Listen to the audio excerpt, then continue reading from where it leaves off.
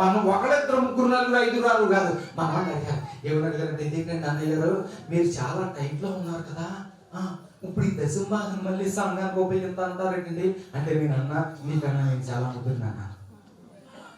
ఎందుకంటే ఒక ఎగ్జాంపుల్ చెప్తున్నాను. ఇప్పుడు ఒక చోట మొన్న మన బాక్స్ లుక్తే ఎక్కడ నెల్లిపూడిలో వచ్చిందంట 1,25,000 వచ్చింది. 1,25,000 కూడా మళ్ళీ దేవుడికి పెట్టేసాం. మలవరంలో వచ్చిందంట 1,83 వచ్చింది. 1,83,000 మళ్ళీ దేవుడికి పెట్టిస్తా. ఇదేంటండి అంటే నేను అన్నా, నీకన్నా నేను ముద్దుర్ని. ఎందుకు చెప్పనా, ఇప్పుడు నేను దేవుడికి ఎంత ఇచ్చాను, 1,83,000 ప్లస్ 1,25,000. కొంచెం అటు ఇటులో రఫ్గా చూసుకుంటే 3 లక్షలు నేను దేవుడికి ఇచ్చాను. ఇప్పుడు దేవుడు నాకు ఎంత ఇవ్వాలి? ఎంత వాళ్ళ లెక్క ఉందా? దేవుడు ప్రతిదీ లెక్క పెట్టాడు. మీ దగ్గరికి మిషన్ తయారు పైకి ఎందుకు చూసుకుంటారు? ఎంత వాళ్ళు దేవుడు నాకు తెలుసు కూడా. అమ్మయ్య ఈ డబ్బులు ఎత్తురా నన్ను బడి ఎడుతున్నారా? మీరు నాకు బడి ఎడితే నాకు వచ్చేది ఆగిపోతాం. నేను మీకు బడి ఎడితే వచ్చేది ఆగిపోదు. నేను చేయాల్సింది చేస్తాను, నన్ను ఎవరు ఆపలేడు. నువ్వు చేయాల్సింది చేస్తే నిన్ను కూడా ఎవరు ఆపలేడు. హల్లెలూయా.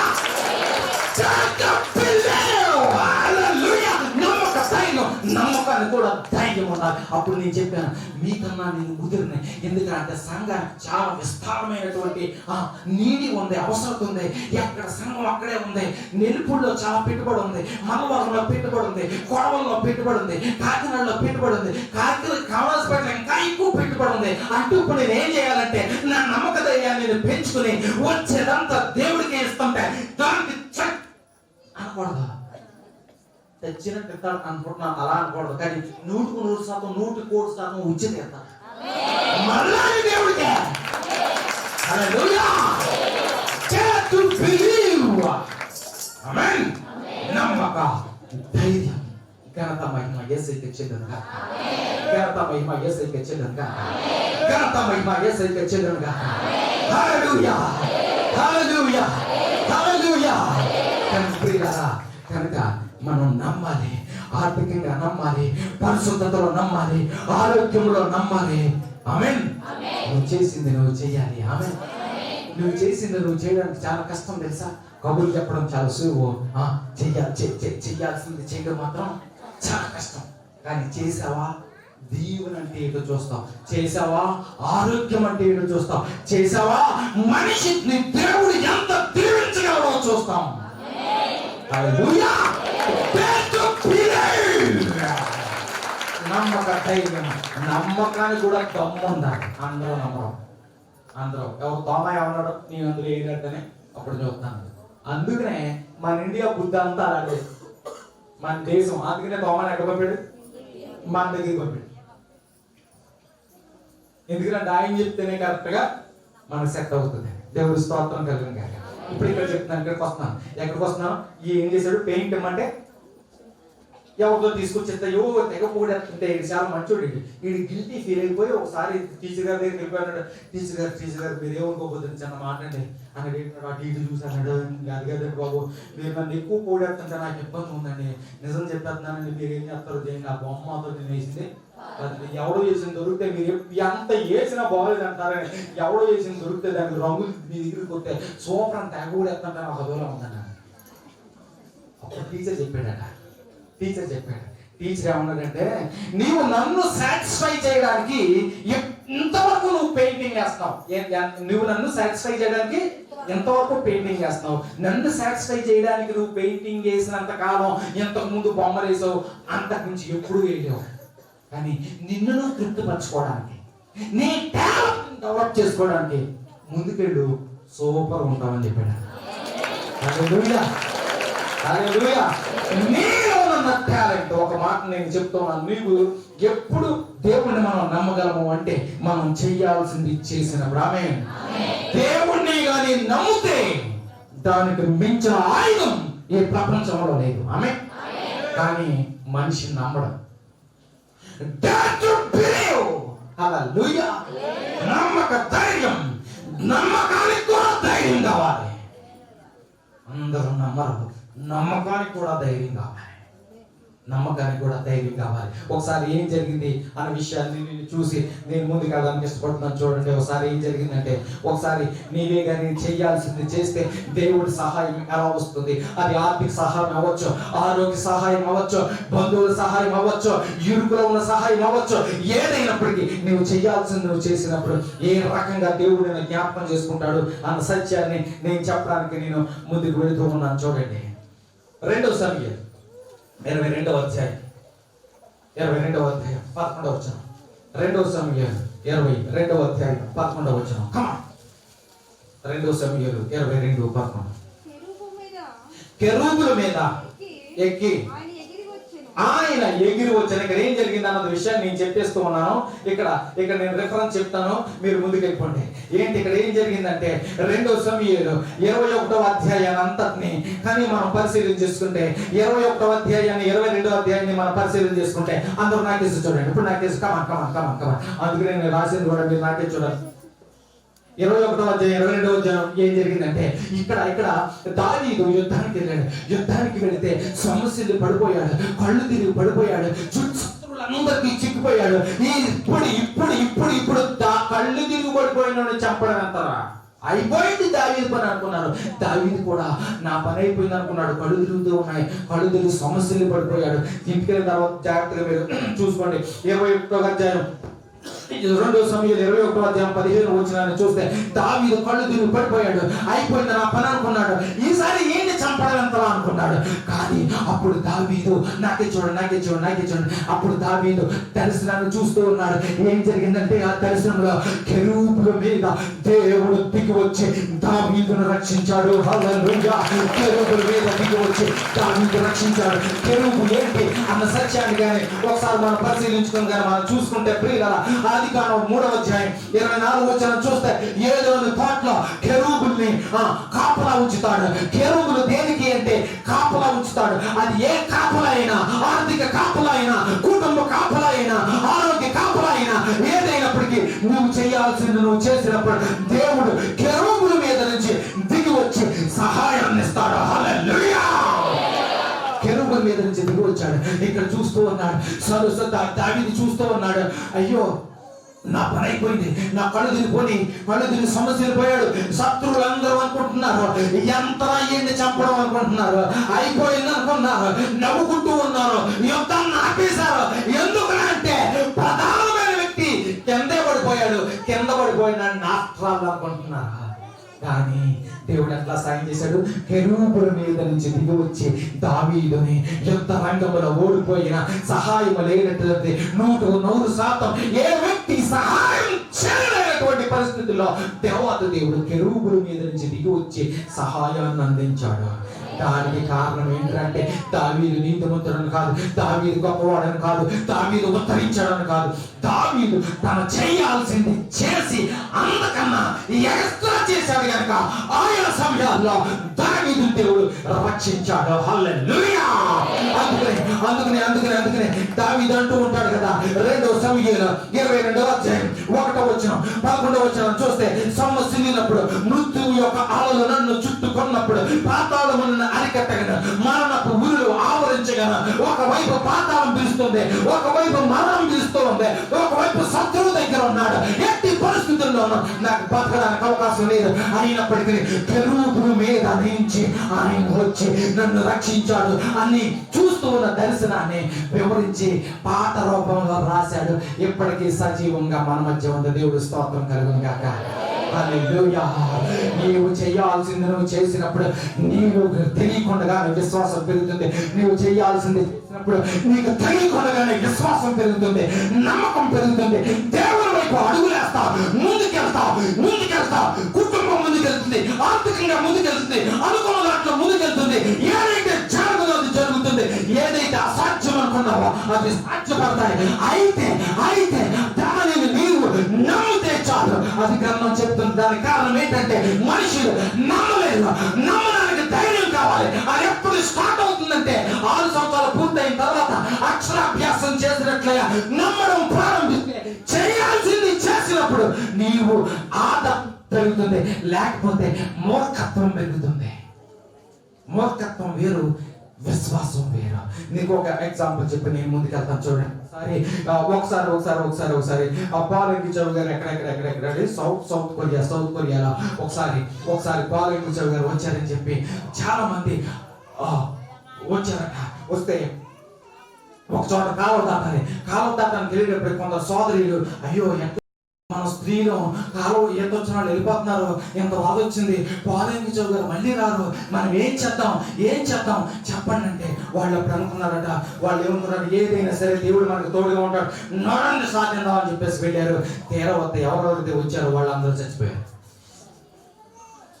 దేవుడు ఎందుకు రక్షించలేదు? మూర్ఖత్వం వేరు, విశ్వాసం వేరు. ఆ విశ్వాసం బైబిల్ ఏదైతే చెప్తుందో దానిని నువ్వు పాటించడం మొదలు పెట్టినప్పుడు విశ్వాసం డెవలప్ అవుతుంది. దానిని ఎవరు ఆపలేరు.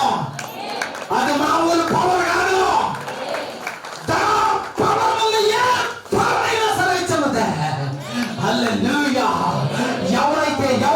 ఎవరైతే తెలిసిన వాక్యాన్ని చేయడం ప్రారంభించాలో వాళ్ళకి దేవుడు దర్శనాన్ని ఇస్తాడు. దర్శనం అంటే ఏంటని అర్థం అవడానికి చిన్న ఎగ్జాంపుల్లో నేను ముందుకు వెళ్తాను చూడండి. నువ్వు ఇల్లు కట్టుకోవాలనుకుంటావు, ఎలా కట్టుకున్నావు రకరకాలుగా ఆలోచిస్తావు. ఒక టౌన్ లో వెళ్తూ ఉన్నావు అనుకోండి, ఒక సైట్ ని చూసి ఇలాంటి సైట్ లో ఇలా ఇల్లు కడితే బాగున్నావు. బయటికి కనపడలేదు కానీ మనసులో దాన్ని చూసేసావా? అది దర్శనం. ఆ రియల్ దర్శనం పరిశుద్ధాత్మ దేవుడు నీతో ఉన్నప్పుడు నీ దర్శనానికి, నీ ఆలోచనకి వారి జీవవాయువుని ఊతున్నాడు. హల్లెలూయా, హల్లెలూయా, హల్లెలూయా, హల్లెలూయా. నిజమైనటువంటి ధైర్యము, నిజమైనటువంటి నమ్మక ధైర్యము, మూర్ఖత్వపు ధైర్యం వేరు. వాక్యాన్ని నమ్మితే వచ్చే ధైర్యం వేరు. ఒక ఎగ్జాంపుల్ మీకు నేను చెప్పి నేను ముందుకు వెళ్ళడానికి చూస్తాను చూడండి. ఏం జరిగిందంటే దావీదు అబ్రహాము గారి యొక్క ఆ విషయాన్ని మనం చూసినప్పుడు, అబ్రహాము జీవితాన్ని ఒకసారి మనం పరిశీలించినప్పుడు ఏం జరిగిందంటే అబ్రహాముని దేవుడు పిలిస్తే 11వ అధ్యాయం 31 ఏం జరిగిందంటే, ఊరు నుంచి హారాన్ వచ్చాడు కానీ ఆ సరైనటువంటి తృప్తి లేదు. అందుకనే చాలా తప్పులు చేస్తూ ఉన్నాడు. అప్పుడు ఏం చేశాడంటే, ఆదికాండం 12వ అధ్యాయం 4-5 వచనాలు చూస్తే హారాన్ నుండి కానాను వచ్చాడు. అప్పుడు ఆయనకు అర్థమైంది. అప్పుడు దేవుడు అంటే సత్యానంద గారు అప్పుడు దేవుడు అంటే ఏంటో ఆయనకు అర్థమైంది. ముందుకెళ్తూ ఉన్నాడు. ఓహో అని సింపుల్ గా ఒక మాట చెప్పి అవసరం మళ్ళీ వెనక్కి వస్తారు చూడండి. ఊరు నుంచి హారాన్ నుంచి కానాను వచ్చాడు. తర్వాత కానాన్ నుండి ఐగుప్తు వచ్చాడు. ఐగుప్తు నుండి నెగెబుకు వచ్చాడు. నెగెబు నుండి హెబ్రోనుకు వచ్చాడు. హెబ్రోనుకు వచ్చిన తర్వాత దేవుని దర్శనాన్ని చూశాడు. హల్లెలూయా. అప్పుడు ఏం జరిగిందంటే దర్శనం నుండి అడ్వాన్స్ ఫైట్ లోనికి వెళ్ళిపోయాడు. హల్లెలూయా. Advance fight.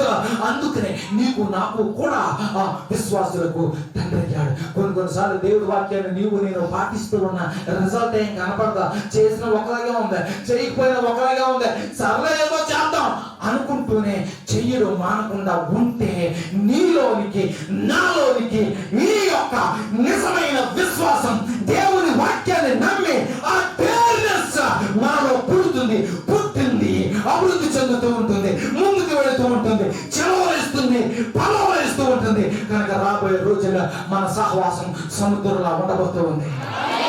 ముందున గాక కాదు, ఉండబోతూ ఉంది. విశ్వాసంతో నమ్ము.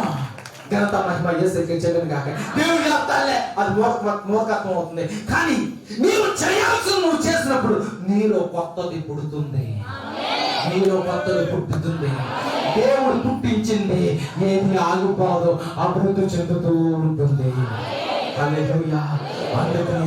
అందుకనే సంఘానికి ఎన్ని శ్రమలు వచ్చినా, ఎన్ని కష్టాలు వచ్చినా, ఏమొచ్చినా ఎప్పటికీ సంఘాన్ని ఎవరో కదపలేకపోయారు, కదపలేరు.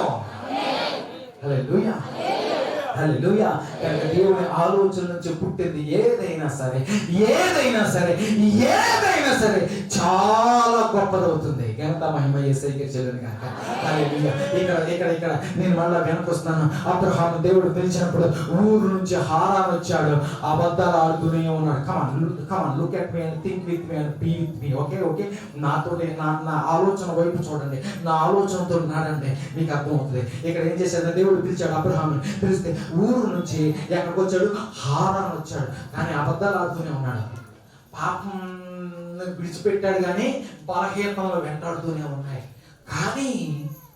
కానీ కమాన్ అందరూ 1 2 3 కానీ అని చెప్పండి. 1 2 3 కమాన్ 1 2 3 కమాన్ 1 2 3 కానీ దేవుని వైపు ప్రయాణాన్ని మాత్రం ఆపలేదు.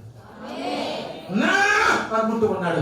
మనకి ఏమైందంటే ఊరు నుంచి హారాన్ వచ్చాడు. పెద్ద మార్ప్యం రాలే, కొంచెం వచ్చింది. హారాన్ నుంచి కానాన్ వచ్చాడు. కొంచెం మార్పు వచ్చింది. బాలుదేవుని తీసుకొచ్చాను రా, ఏంట్రా అనుకున్నాడు. కానాన్ వచ్చిన కొన్ని బలహీనతలు ఆయన వెంబడి పాపం వేరు, బలహీనత వేరు, స్వభావం మీద జయం వేరు. Come on what is it? పాపం వేరు, బలహీనత వేరు, స్వభావం మీద అజయం వేరు. ఇది అన్నిటికన్నా డేంజర్. బలమైంది ఏంట్రా అంటే స్వభావం మీద. స్వభావం, మనిషికి ఒక స్వభావం, కుక్కకు ఒక స్వభావం, కోతికి ఒక స్వభావం, పిల్లికి ఒక స్వభావం, పాముకు ఒక స్వభావం. నీ స్వభావం కానీ ఒక్కొక్క దానికి, ఒక్కొక్క జంతువుకి ఒక్కొక్క స్వభావం ఉంటుంది. కానీ ఎన్ని కోట్ల మంది అయితే ఉన్నారో అన్ని కోట్ల స్వభావాలు వ్యక్తిగతంగా బలహీనతల్లో మనుషులు ఉంటారు. ఆ స్వభావం గురించి మనం బయటకు వచ్చినప్పుడు మన శక్తికి మించి దేవుడు ఆశీర్వదిస్తాడు. నీ ఊహకు మించి దేవుడు ఆశీర్వదిస్తాడు. హల్లెలూయా. అందుకే దేవుడు అయ్యాడు. మన మనుషులమయ్యా. ఊరు నుంచి హారాన్ వచ్చాడు, హారాన్ నుంచి కానాన్ వచ్చాడు. పర్లేదులే అనుకున్నాడు. కానాన్ నుంచి ఐగుప్తు వచ్చాడు. అయినా ఇంకా మన బాస్ అబద్ధాలు చిన్ని వెంటాడుతూనే ఉన్నాయి. కానీ బలహీనతలు వెంటాడుతూ ఉన్నాయి. తన స్వభావం మీద పూర్తిగా జయం రాకపోయినా తన చేయాల్సినవి మాత్రం చేస్తూనే ఉన్నాడు. నీవు తన చేయాల్సినవి చేస్తూనే ప్రయాణాన్ని కొనసాగించడం వల్ల చివరికి వచ్చేసరికి నీకు నాకు కూడా విశ్వాసులకు తండ్రి అయ్యాడు. హల్లెలూయా. హారాన్ నుంచి కానాన్ వచ్చాడు, కానాన్ నుంచి ఐగుప్తు వచ్చాడు, ఐగుప్తు నుంచి నెగెబుకు వచ్చాడు. నెగెబుకు వచ్చిన తర్వాత దేవుడు అన్నాడు, అప్పుడు 90 ఏళ్ళు వచ్చినాయి. అప్పుడు అన్నాడు, బైబిల్లో ఆ మాట చూసినప్పుడు నాకు అదో రకంగా ఉంటుంది అన్నాడు. మూలుకుంటా దేవుడు సన్నిధికి వస్తున్నాడు. 90 ఏళ్ళ ముసలాడు వస్తే దేవుడు అన్నాడు అబ్రహాము, నా సన్నిధిలో నీవు యథార్థంగా నమ్మకంగా ఉండు అన్నాడు. ఏంటండి ఇది? ఎక్కడి నుంచి వచ్చాడు? ఊరు నుంచి హారానికి వచ్చాడు, హారాన్ నుంచి కానానికి వచ్చాడు, కానాన్ నుంచి ఐగుప్తుకు వచ్చాడు, ఐగుప్తు నుంచి నెగెబుకు వచ్చాడు. అప్పుడు అన్నాడు, కరెక్ట్గా ఉండవయ్యా, ఏం తప్పు చేస్తాడు ముసలుడు? కానీ స్వభావం మీద జయం పూర్తిగా అబ్రహాంకి రాలేదు. బలహీనతల మీద జయం వచ్చింది, పాపం మీద జయం వచ్చింది. కానీ నేచర్ ఉందే, నేచర్ స్వభావం. కుక్కకి ఒకటే స్వభావం, పాముకి ఒకటే స్వభావం, పులికి ఒకటే స్వభావం, సింహానికి ఒకటే స్వభావం, కాకి ఒకటే స్వభావం, పావురానికి ఒకటే స్వభావం. కానీ మనిషి ఉన్నాడే, ఒక్కొక్కడికి ఒక్కొక్క రకమైన స్వభావం. 5 అడుగుల మనిషి అనుకోండి 500 అడుగులు ఉంటుంది, 6 అడుగుల మనిషి అనుకోండి 600 అడుగులు ఉంటుంది. వీడితోటే స్వభావం ఉంటుంది. దాని మీద జయం రాలేదు. అప్పుడు దేవుడి సన్నిధిలో మొరపెట్టినప్పుడు తనకు అర్థమైంది, తన స్వభావం మీద నాకు జయం రాలేదని. వచ్చిన తర్వాత అప్పుడు నెగెబు నుంచి హెబ్రోను వచ్చాడు. దేవుడి ఇంట్లో స్థిరపడ్డాడు. అప్పుడు దేవుడి దర్శనమిచ్చాడు. అంతవరకు కూడా దేవుడు ఎందుకు పేరు మార్చాడో అబ్రహాంకి అర్థమయ్యా. జానవరికి తండ్రి అని అర్థమవరా? ఎప్పుడు అర్థమవుతుంది? నీ ఆశీర్వాదం నీకు రాదా? ఎప్పుడు వస్తుంది తెలుసా? నీవు చేయాల్సింది నీవు చేసినప్పుడు, నీకు రావాల్సిన ఆశీర్వాదము నిన్ను వెంటాడుతుంది. దేవుని ఆశీర్వాదము ఎక్కడ అక్కడ మనతోటి ఉంటుంది. ఆమేన్. హల్లెలూయా. ఎక్కడ అందరూ చెప్పండి, ఇక్కడ అక్కడ మనతోటి ఉంటుంది. హల్లెలూయా. అది దేవుని యొక్క ఆశీర్వాదం అంటే ఘనత మహిమ యేసుకే చెల్లును గాక. హల్లెలూయా. కనుక ప్రియులారా, దేవుడు ఆశీర్వదించడానికి ఇష్టం, దేవుడు ఉద్ధరించడానికి ఇష్టం, దేవుడు నిన్ను లేవనెత్తడానికి ఇష్టం, దేవుడు నిన్ను ముందుకు నడిపించడానికి ఇష్టం, దేవుడు అన్ని దీవెనలు ఇవ్వడానికి ఇష్టం. కానీ సరవ్వాల్సింది స్వభావ రహితము నుంచి, ఆలోచన రహితము నుంచి, పాప రహితము నుంచి బయటపడాల్సినటువంటిది మనం. ఒకసారి ఒక కుర్రాడి దగ్గరికి వాళ్ళ నాన్న దగ్గర కుర్రాడు లేడట. సీరియస్ గా పని చేసుకుంటాడు, కంప్యూటర్ దగ్గర కూర్చొని ఆఫీస్ వర్క్ ప్రయత్నం చేసుకుంటుంటే నాన్న నాన్న నాన్న చిన్న కుర్రాడు లేడు. వెళ్తాడికి 7 సంవత్సరాల కుర్రాడు. ఏంట్రా అన్నాడు. అది కాదు, ఉండరా అది తినేస్తున్నాడు. చిన్న కుర్రాడు కానీ ఏంద్రా ఏం కావాలంటే, నాన్న నాకు ఒక అజ్జాపు అంటాడు. ఈ కుర్ర ఈటెకి పోయి పని చేసుకుంటుంటే నాకు ఒక అజ్జాపు అంటాడు. కొడుకు ఏమనలేక, ఓ నాయన ఎక్కడ దొరికాడు రా బాబు అని చెప్పి, సరే రే అక్కడ అదేంట్రా అన్నాడు. అంటే ప్రపంచ పాఠం అనేది ఎలా ఉంటుంది తీసుకొచ్చి, అయితే నీకు వచ్చిన హోంవర్క్ ఇస్తాను రా, నువ్వు కానీ హోంవర్క్ చేసేస్తే నీకు అది చెప్తాను రా అన్నాడు. సరే వెంటనే ప్రపంచ పాఠం ఎలా తీసుకురామని దాన్ని మొక్కల కింద ఒక 30 ముక్కలు 40 ముక్కలు కింద చింపేసి, ఒరే ఈసారి దీన్ని మళ్ళీ ప్రపంచ పాఠం లాగా ఎక్కించి నా దగ్గర తీసుకొని కథ చెప్తాను. ఏడుకున్నట్టు మోహం మొక్కలు వీగేస్తే వీడికి తెల్లారిపోతే నా పని అయిపోతాను. 5 నిమిషాలు వచ్చి అంటే అనిపించేశాను. ఇది ఎలా సత్యంరా, మనిషి అన్నవాడు సత్యం కాదు, ఎలా సత్యంరా అన్నాడు. అదంత పని నాన్న అన్నాడు. ఎలా రై నీ కథ కాదు అసలు నేను చెప్తాను చూడరా అంటే అది అలాగే ఉంది. ప్రపంచ ఎలా చేసావు చెప్పరా అన్నాడు. ఏం చేశాను చెప్పనా అన్నాడు. ఏం చేసావు అన్నాడు. దీన్ని ప్రపంచ పట్టణం వెనకాల పెట్టావు కదా నాన్న, నువ్వు రోజు ప్రపంచ పట్టాన్ని ఇక్కడ పెడుతుంటే నేను వెళ్ళిపోయిన తర్వాత రోజు నేను తిరిగే చూసేవాడిని. దాని వెనకాల ఏముందా అంటే మనిషి బొమ్మ ఉంది. మనిషి బొమ్మ గుడికాయ ఎక్కడ ఉంది, వేగులు ఎక్కడ ఉన్నాయి, కాళ్ళు ఎక్కడ ఉన్నాయి, తల ఎక్కడ ఉన్నాయి, అన్ని ఉండి దాని మీద అది చూసుకుంటూ వాడిని. ఈ రోజు దాన్నే చెప్పేమన్నావు. నేను ప్రపంచ పట్టణం అంటే ఏ దేశం ఎక్కడ ఉందో నాకు తెలపలేదు. కనుక నేనేం చేశాను అంటే, వెనక బొమ్మ తల ఎక్కడ ఉంది, కాళ్ళు ఎక్కడ ఉంది, ముందు ఎక్కడ ఉంది, పేగులు ఎక్కడ ఉన్నాయి, పాదం ఎక్కడ ఉంది అన్ని పెడితే మనిషి బొమ్మను సరిచేస్తే ప్రపంచ పట్టం వచ్చేసింది. నీవు సరైతే నేను సరైతే ఈ ప్రపంచం బాగుంటుంది, ఈ ఊరు బాగుంటుంది, అందరూ బాగుంటాం. సరవ్వాల్సింది నువ్వు నేను. దేవుడికి కథ చెప్పడం కాదు, దేవుడికి ఆశీర్వాదం ఇవ్వడం. సరవ్వాల్సిందే నువ్వు నేను. హల్లెలూయా, హల్లెలూయా. ఊడికి ఎంత వచ్చాను కాదు, మన స్వభావం ఎంత మార్పు వచ్చింది. అందుకనే పౌలు గారు చెప్తాడు, ప్రాచీన స్వభావం నుంచి విడుదల చిన్న విషయం కాదు. రక్షణ పొందడం ఏముంది, 3 రోజులు పాపాలు ఒప్పుకోరాని కొరడా కూర్చుకుంటే ఆడి ఇది కనపడింది, అది కనపడింది అంటే ఇది చెప్పేస్తారు, ఇది కనపడింది, అది కనపడింది.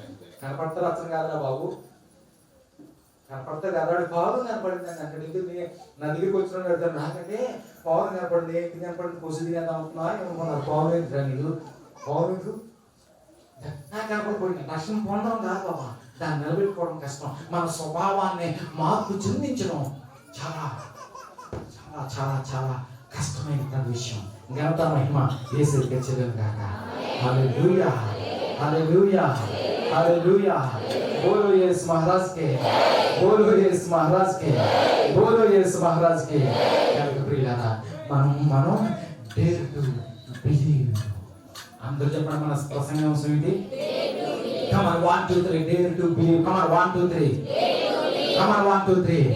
మీకు ఇంగ్లీష్ వచ్చినా రాకపోయినా కమ్ ఆన్ చెప్పండి, డేర్ టు బిలీవ్ అని చెప్పండి. 1 2 3, 1 2 3.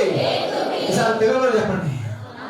నమ్మక ధైర్యం, నమ్మకానికి కూడా ధైర్యం ఉండాలి, చీకట్లో వెళ్ళడానికి ధైర్యం ఉండాలి, ఒక్కడు ఉండడానికి ధైర్యం ఉండాలి. కొంతమంది ఒక్కడు పడుకోవడం భయం చెప్తుందండి, ధైర్యం ఉండాలి. ఒక్కడు ప్రయాణం చేయడానికి ధైర్యం ఉండాలి, చీకట్లో నడడానికి ధైర్యం ఉండాలి, శ్మశానంలోకి వెళ్ళడానికి ధైర్యం ఉండాలి. నమ్మకానికి కూడా అంతకన్నా పెద్ద ధైర్యం ఉండాలి. అది అసలు ధైర్యం. ఆ సీన్ లేక దేవుడు వాక్యం మనం చదువుతాం.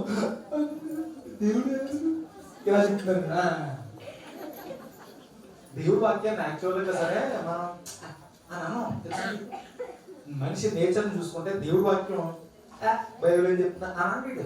అంటే నువ్వు నేను గుర్తురాము ఇవ్వాలి అన్నాను, అసలు అన్నాను. కానీ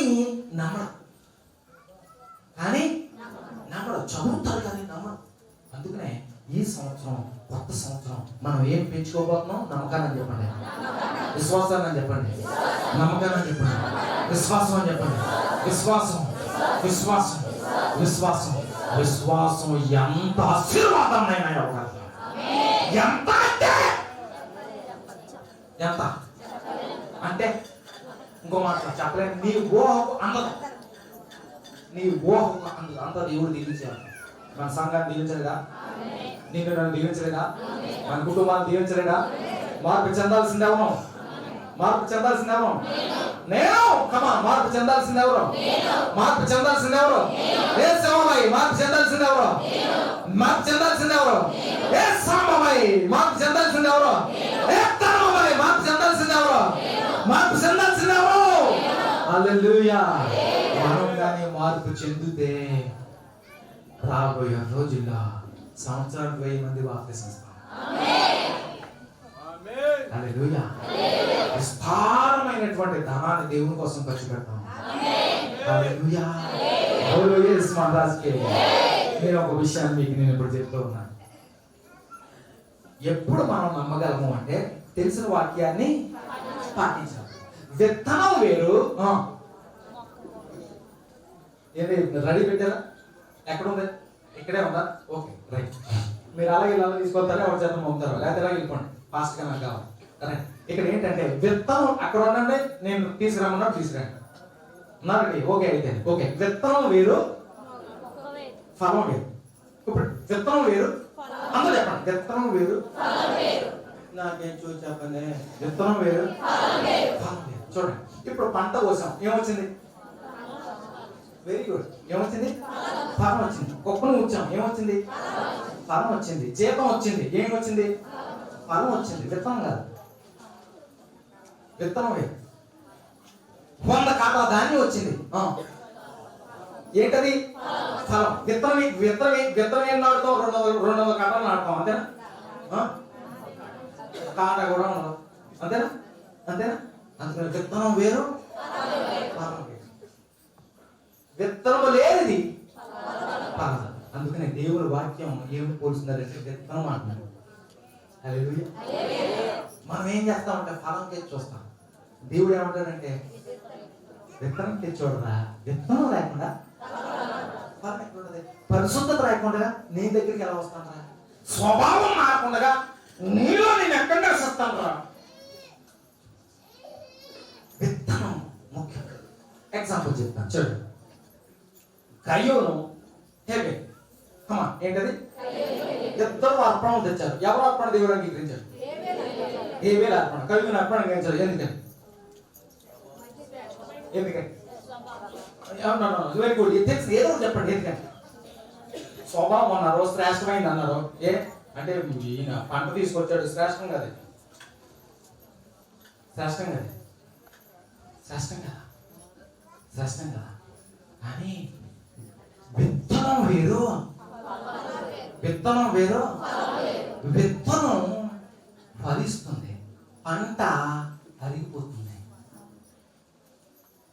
పంట అరిగిపోతుంది, తినేస్తే అరిగిపోతుంది. విత్తనం ఫలిస్తుంది, అభివృద్ధి పొందుతుంది. ఒక్క దానికి అనేక రెట్లు నీకు ఇస్తుంది. కనుక ఏదైతే మన వాక్యాన్ని పాటించామో అది విత్తనం.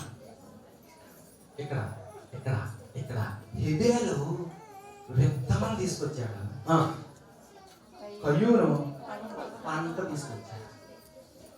ఎగ్జాంపుల్ ఈసారి తీసుకురాని మీకు అర్థం అవడానికి నేను ఒక ఇలిస్ట్రేషన్ ఇస్తాను. మీరు కమాన్ కమాన్ కమాన్ కమాన్ కమాన్. రారా రాజేశ్వరి, నీ 2 మొట్టలు రా, పొట్టికాల మీద రారా. నువ్వు ఇప్పుడు సరదా రా రా రా రా. ఇప్పుడు చూడండి, ఇప్పుడు ఇది ఏంటిది? ఫలం. చూడండి, ఓకే. ఇప్పుడు ఇదేంటిది? ఇదే నుంచో నూరా ఇటు నుంచో. ఇప్పుడు ఇక్కడ నువ్వు కొంచెం అది జనకలో నాకు అందరూ జనాలు చూడాలి. కయ్యూరు ఏం తీసుకొచ్చాడు? పంట తీసుకొచ్చాడు. ఏం తీసుకొచ్చాడు? కమాన్ ఏం తీసుకొచ్చాడు అంటారు. ఇప్పుడు ఒక్కొక్కటి ఇస్తున్నాను, ఇది 1000 అయిపోయి అనుకో, ఇంటికి తీసుకెళ్ళి ఏం చేస్తారు దీన్ని కూర అనుకుంటారు. ఇదేంటి ఇదంతా ఏంటిది క్యారెట్, ఇది క్యారెట్ ఏం తీసుకొస్తారు పిల్లలకి ఇద్దాం పెద్దోడిగా క్యారెట్. దీన్ని అంతా ఒక్కొక్కరికి వేసి ఇద్దాం అనుకోండి, ఏనుకుంటారు అమ్ముకుంటారు, లేకపోతే తినేస్తారు. అది తీసుకొచ్చాడా తినేశాడు, అయిపోయింది. ఇంకా అయిపోయింది. ఇప్పుడు కయ్యూను హెబేరు విత్తనం పెట్టాడు. ఏం చేస్తుంది విత్తనం? ఇంకోటి చెప్పండి. Very good. ఏం చేస్తుంది? ఇది నడుస్తుంది. విత్తనం ఫలిస్తుంది, పంట నశిస్తుంది. విత్తనం ఫలిస్తుంది, పంట నశిస్తుంది. నీ పరిశుద్ధత ఒక విత్తనం, స్వభావం మారడం ఒక విత్తనం, దశంభాగం తీయడం ఒక విత్తనం. అది ఫలిస్తుంది, పంట నశిస్తుంది. మనిషి పంటకి చూస్తాడు, అందుకనే ఎక్కడ నశించచ్చు, అక్కడ నశిస్తాడు. విత్తనం ఫలిస్తుంది. హల్లెలూయా. అందుకనే దేవుడు మనల్ని విత్తనంగా చూడాలని ఆశపడుతున్నాడు. మనం ఏం చేస్తాం? పంట తినేసామా, వచ్చామా, కూర వండేసుకున్నామా, కసబిస్స తినేసామా. అసలే 31వ రాత్రి ఎవడో ఉపవాసం ఉంటాడు, ఎందుకన్నా మంచిది, మధ్యలో ఆకలి చేస్తుందేమో, నాలుగు మొత్తం ఇంకా ఎక్కువ కసకస ఇదే పని ఫలిస్తుంది, ఫలం నశిస్తుంది. కథం దానికి జీవం ఉంది. దేనికి? విత్తనానికి. ఓకే, తీసుకెళ్ళిపో. విత్తనానికి ఏముంది? జీవం ఉంది. తీసుకెళ్ళి. విత్తనానికి జీవం ఉంది, కదులుతుంది, మాట్లాడుతుంది, ఏ అంటే స్పందిస్తుంది. వంకాయ ఏ అంటే ఆలోచిస్తుంది, బెండకాయ ఏ అంటే ఆలోచిస్తుంది. విత్తనం వేరు, ఫలం వేరు. ప్రియులారా, మీకు ఒక మాట నేను హెచ్చరిస్తూ ఉన్నాను, ఒక మాట మీకు నచ్చ చెప్తూ ఉన్నాను, ఒక మాట మీకు హెచ్చరిస్తూ ఉన్నాను, ఒక మాట హితబోధ చేస్తూ ఉన్నాను, ఒక మాట నేను చేసి మీకు చెబుతూ ఉన్నా. చూడండి, గ్రంథంలో కొన్ని మాటలు మనం పరిశీలన చేస్తే చూడండి, నేను రిఫరెన్స్ చెప్పి నేను ముందుకెళ్ళిపోతాను, ఎవరు తీయాల్సిన పని లేదు. లేకపోతే రాసుకుంటా తప్పదు. అయితే please don't open your Bibles. అయితే ఎవరు కూడా బైబిల్ చెప్పింది సరిపోతుంది, లేకపోతే రాసుకోండి. గలాతీయులకు రాసిన పత్రిక 6వ అధ్యాయం 7-8 వచనాలను చూస్తే 7వ వచనంలో ఈ రకంగా ఉంది. మోసపోకుడి, దేవుడు వెక్కిరించబడడు. 8వ వచనం చూస్తే ఆత్మను బట్టి విత్తువాడు ఆత్మ నుండి నిత్య జీవమును పంట కోస్తాడు. హల్లెలూయా. అంటే ఇప్పుడు సమయాన్ని బట్టి ఎగ్జాంపుల్ మీకు నేను చెప్తున్నాను చూడండి. ఒక సోదరుడు ఉన్నట్టు చెప్పినాడు, ఇప్పుడు కూడా ఆశీర్వదించబడతాడు. ఆమె హల్లెలూయా. ఒక ఆయన అడిగాను, నువ్వు నాకు చాలా క్లోజ్ కనుక నేను మాట్లాడుతుందని చెప్పాను. బలివరు అన్నయ్య గారు ఏమంటుందని చెప్పేస్తాను అన్నాడు. నీవు సియోన్ కోట మొక్కుకున్నావు కదా, మొక్కుకొని నీ దగ్గర డబ్బులు ఉండి ఎంతో అంటే ఎవరికో చెప్పచ్చు, నిజం చెప్పాను అంటే అనగా నిజం చెప్పి అతను అడిగారు కదా, ఎందుకంటే ఇంకా గుడి కట్టడం మొదలట్లేదు కదండి, ఇంకా సంవత్సరం పడేస్తారు 2 సంవత్సరాల వరకు, ఇప్పటికే నేను మొక్కుకున్న సంవత్సరం అయిపోయింది అంటే ఉన్నదన్నట్టు చెప్పేస్తున్నాను. మరి ఇంకో 2 సంవత్సరాలు అయ్యాను అనుకోండి, అసలే వడ్డీకి ఇచ్చాను, ఇప్పుడు 75,000 అందులో నాకు వచ్చిన తర్వాత మొక్కుకుని వచ్చి ఇచ్చేస్తాను. ఆల్రెడీ మొక్కుకున్నది ఏం చేసేట వడ్డీకి ఇచ్చాడు, అందులో చెప్పండి ఇప్పుడు 75,000 55 వచ్చేసిన తర్వాత అంటే వీడు ఫలం విత్తనంగా మారడా, ఫలంగానే ఉంటాడు. ఫలం ఏమవుతుంది? నశిస్తుంది. విత్తనం ఏమవుతుంది? ఫలిస్తుంది. హల్లెలూయా. అంటే దేవుడి దగ్గర కూడా ఏం చేస్తున్నాం? ఇది షాప్ అన్నాను, రే నిజం చెప్పనా అన్నాను, బాధపడతాను, అస్సలు బాధపడ్డాను. నువ్వు చాలా డేంజర్ గడురా బాబు, నువ్వు ఏమనుకుంటావు అనుకో, చివరికి వచ్చేసరికి నీకు చెప్పుకుంటురా అంటే దగ్గర బాబు అంత మాట్లాడేశారు. నువ్వు దేవుడితో ఏం చేశాను అంటే ఏం చేయమంటారు? డోర్ మూసుకుని ముందు ఇప్పుడు దాకా ఎంత వడ్డీ వచ్చిందో అది కలిపి దేవుడికి చేయి, నీకు విత్తనంగా మారుతావు. లేదనుకో ఫలం ఎంత నీ లోపు నిండాడు ఈ లోపు నిండాడు ఏమైంది ఫలం మన తిరిగితే అట్లా పని చేయవా నీ తిరిగితే అట్లా పని చేయరా తిరుగుతా కొంతకన్నా పని చేయవు నీకు పని చేయవు విత్తనం వేరా ఫలం వేరు నీవు విత్తనంగా మారినప్పుడు నేను విత్తనంగా మారినప్పుడు డబ్బులు ఎక్కడెట్టుకోవాలి కూడా తెలియదు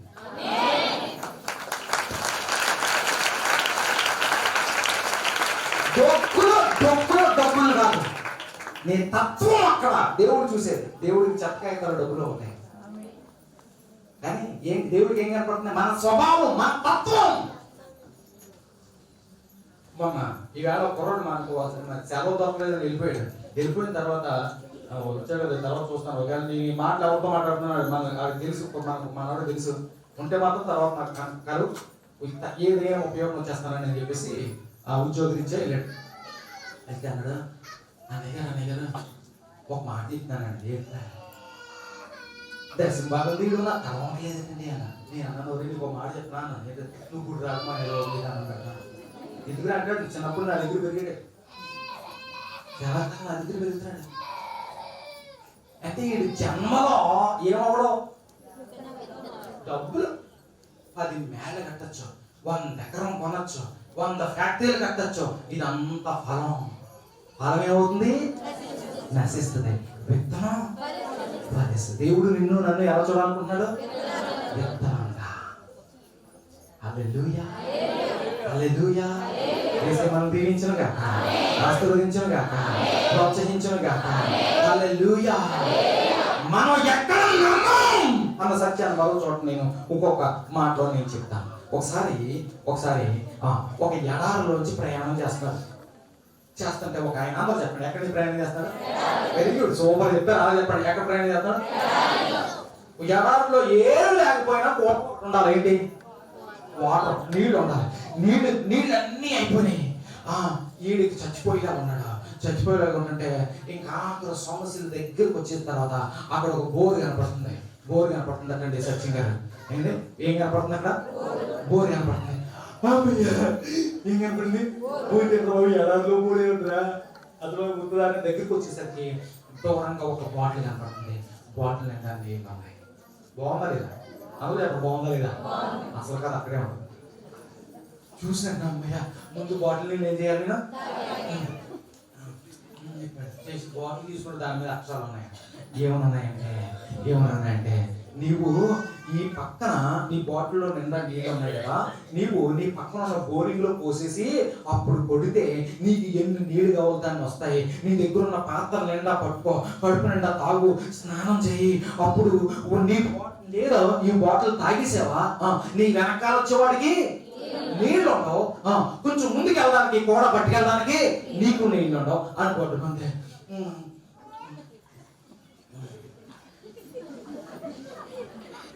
తాగనా అందరూ పోసాననుకో రాకపోతే అని ఎలా పైకి ఎత్తగండి దాని కింద ఎలా ఉన్నది ఏమనంటే believe me it works in the name of Jesus believe me it works యేసు నామములో నమ్ము ఇది పనిచేస్తుంది అని కింద ఉన్నది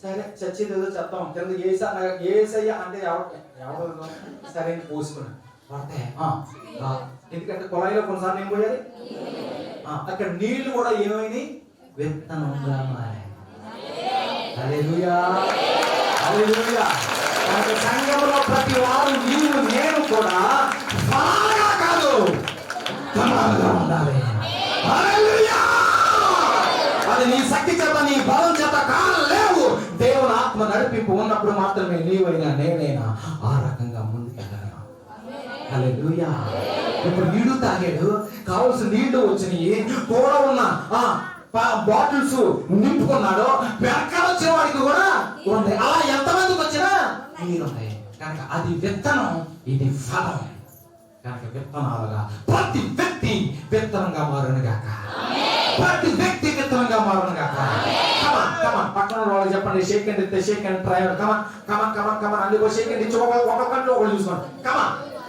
ఏ చెయ్యి దొరకపోతే నాకే చూడండి ఏ చెయ్యి దొరకకపోతే నాకు చూడండి.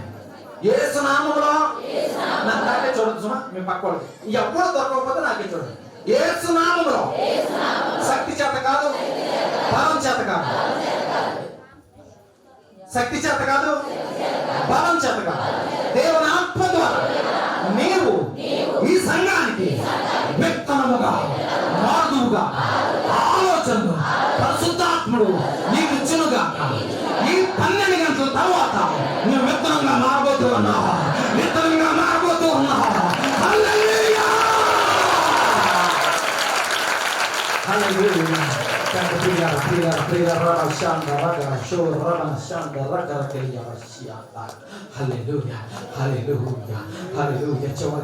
చివరిగా నేను ఇక దీన్ని కొంచెం తగ్గించుకుని చివరిగా మనకు టైం అయిపోతూ ఉంది. చివరిగా ఒక మాట చెప్పి నేను ముందుకు వెళుతూ ఉన్నాను. ఎప్పుడైతే నువ్వు చేయాల్సింది నువ్వు చేసినప్పుడు దేవుడు ఎట్లా విడిపిస్తాడు అన్న సత్యాన్ని మరో మాట నేను చెప్తూ ఉన్నాను. దయతో నాకే చూడండి. కమాన్ పిల్లలు ఏదో పడతారు, నాకే చూడండి.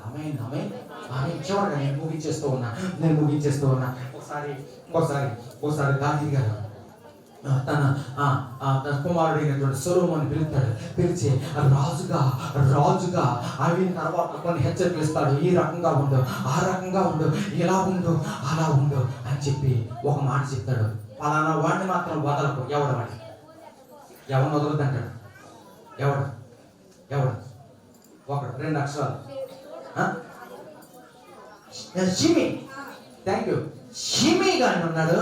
ఆ షిమి గాని మాత్రం వదలకం. టైం వచ్చినప్పుడు వేసాయి. ఇదేంటంటే చచ్చిపోయే ముందు అంత దైవజనుడు షిమి గాని వేసే అన్నాడు. ఇక్కడ ఎందుకు అన్నాడు అన్న విషయాన్ని మీకు నేను చెప్తూ ఉన్నాను. ఏంటి అంటే ఇక్కడ సొలొమోనుకి షిమి ఇంత ముందు వీళ్ళిద్దరూ బాగానే ఉండేవారు. ఎవరెవరంటే షిమిని దావీదును ఇద్దరు బాగానే ఉండేవారు. నేను ఎవరో రాసుకోండి కానీ ఎవరో చూడదు. 2 రాజుల 15:12 చూస్తే అహీతోపేలు దావీదుకి మంత్రిగా ఉండేవాడు. ఒక బలాఢ్యుడు, ఒక గొప్ప యోధుడు. ఏ యుద్ధం చేసినా అహీతోపేలు దగ్గర పెట్టుకునేవాడు. కానీ సడన్ గా అహీతోపేలు వ్యతిరేకమయ్యి దావీదుకు దూరమయ్యి తన కొడుకు వ్యతిరేకంగా ఉన్నటువంటి తన కొడుకు అబ్షాలోముతో జతకడతాడు. కట్టినప్పుడు అక్కడ ఇదంతా హిస్టరీ చదివినప్పుడు ఒకసారి ఆశ్చర్యం వేసింది. అసలు ఏం జరిగిందప్ప అని ఇదే పనిగా అనేక నెలల నుంచి అనేక ఆలోచనలు బుర్రలో ఉండే ఒక ఆలోచన ఉన్నప్పుడు నాకు ఆన్సర్ దొరికింది. ఏంటి అంటే ఈ షిమి చంపి అన్నాడు. కారణం ఎందుకన్నాడప్ప అహీతోపేలు దావీదుకి ఇంత మంచి స్నేహితుడు, ఇంత గొప్పవారు. అటువంటి దావీదుని విడిచిపెట్టి తన కొడుకు వ్యతిరేకంగా ఉంటే అబ్షాలోము దగ్గరికి ఎందుకు వెళ్ళాడని చూస్తే ఏం జరిగిందో తెలుసా? ఇక్కడ అహీతోపేలు ఉరియా అంటే ఎవరు? ఉరియా అంటే బెత్షెబా భర్త. ఉరియా అహీతోపేలు ఇద్దరు స్నేహితులు మరియు బంధువులు. ఇద్దరు స్నేహితులు మరియు బంధువులు. ఇక్కడేమో దావీదు అంతఃపురంలో ఉండిపోయాడు. ఇక్కడేమో అహీతోపేలు అక్కడ ఉన్నాడు, యుద్ధం చేయిస్తూ ఉన్నాడు. కానీ తన స్నేహితుడు, తనకు బాగా దగ్గర బంధువు, ఫ్రెండ్, కావలసిన వాడు అయినటువంటి ఉరియా భార్యను దావీదు ట్రాప్ చేశాడు, పక్కదో పండించాడు. దానికి అహీతోపేలు రగిలిపోతాడు. నా ఫ్రెండ్ నువ్వు చంపేస్తావా? తప్పు చేసింది నువ్వు, తిరిగి చంపుతావా అని కక్షతో ఎదురు చూస్తాడు. తన కొడుకు ఎప్పుడైతే ఎదురు తిరిగాడో దగ్గరికి వస్తాడు. నేను చెప్తా సలహా, నువ్వే రాజు అంటాడు. అప్పుడు జరిగిన ప్లాన్ మనకు టైం లేదు కదా, మెసేజ్ చూస్తే ఎక్సలెంట్ ప్లాన్. ఇక దావీదు స్మాష్ 1% కూడా దావీదు లేవడానికి అవకాశం లేనటువంటి ప్లాన్ వేస్తారు. అయినప్పటికీ దేవుడు దావీదు పక్షాన ఉన్నాడు. ఇక్కడ తప్పు చేసింది షిమి కాదు, తప్పు చేసింది అహీతోపేలు కాదు, తప్పు చేసింది ఆ అబ్షాలోము. కానీ అబ్షాలోము కన్నా పెద్ద తప్పు చేశాడు దావీదు. అయినప్పటికీ దావీదు దేవుడి మీద ఎందుకు దృష్టి ఉంచాడంటే తాను చేయాల్సింది చేసి తనకు సంబంధించింది కూడా చాలా చేశాడు. అంటే తాను చేయాల్సిన దానికన్నా అనేక వందల రెట్లు దేవుని కోసం చేశాడు. అది దేవుడు మరవలేక దావీదుకే ఓటేశాడు. హల్లెలూయా. చేయాల్సింది చేయి. కష్టాల్లో, ఇరుకుల్లో, ఇబ్బందుల్లో, అనుకోని త్రావుల్లో దేవుని చేత లేవనెత్తబడు, విత్తనంగా మారు, దీవించబడు, ఉద్ధరించబడు, లేవనెత్తబడు. నీవు విత్తనాన్ని, నీవు విత్తనాన్ని, నీవు విత్తనంగా ఉండు, విత్తనంగా ఉండు, విత్తనంగా ఉండు, విత్తనంగా ఉండు. కమాన్ కమాన్ కమాన్ కమాన్. ఒక్క నిమిషం ప్రార్థన చేసుకున్న ప్రతి వారు కూడా ఆరోగ్యం సహకరించిన వారందరూ మోకాళ్ళు వేసి చప్పట్లు కొట్టుకుంటూ దేవుని సన్నిధిలో ప్రార్థించారు.